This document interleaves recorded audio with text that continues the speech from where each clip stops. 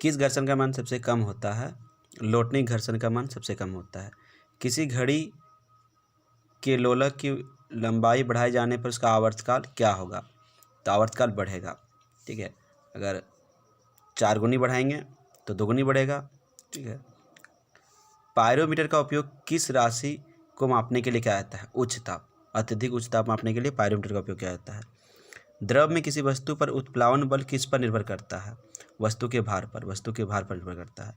किसी घड़ी में कौन सी ऊर्जा संचित रहती है? मतलब चाबी वाला घड़ी में कौन सी ऊर्जा संचित रहती है? स्थितिज ऊर्जा। और जब उसमें चाबी भर देते हैं तो वह ऊर्जा किस में बदल जाती है? गतिज ऊर्जा में। एक लिफ्ट में किसी वस्तु के भार में कमी कब आती है? जब वह लिफ्ट नीचे की ओर त्वरित हो रही हो। और भार में वृद्धि कब होती है? जब वह लिफ्ट ऊपर की ओर जा रही हो।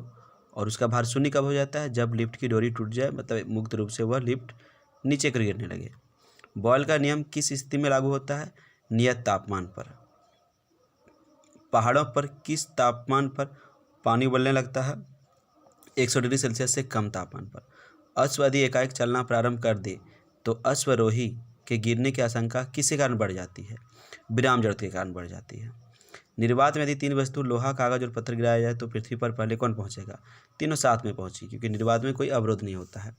हुक का नियम लागू होता है प्रत्यास्थता सीमा तक ही हुक का नियम लागू होता है। ठीक है, तो हुक का नियम क्या है? प्रतिबल समानुपाती विकृति। जितना प्रतिबल लगाओगे उतना विकृति उत्पन्न होगी। आपेक्षिक घनत्व का मापन किस यंत्र से होता है? हाइड्रोमीटर से।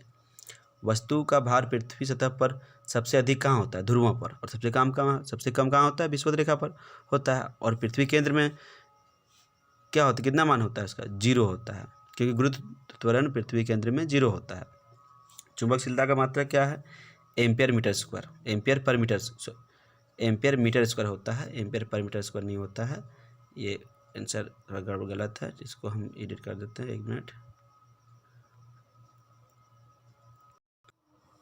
जी हाँ, इसका मात्रक होता है एम्पियर मीटर स्क्वायर। ओके। चुंबकशीलता का मात्रक क्या होता है? 1 मिनट। जी हाँ, चुंबकशीलता का मात्रक होता है एम्पियर पर मीटर स्क्वायर। निरपेक्ष की विद्युतता का मात्रक क्या होता है? न्यूटन मीटर स्क्वायर पर coulomb square. Newton metre square पर कूलाम स्क्वायर।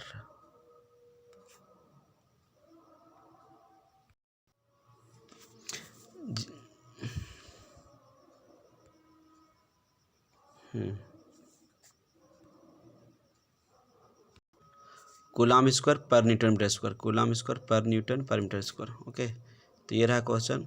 ठीक है, नेक्स्ट क्वेश्चन हम लोग फिर देखेंगे अगले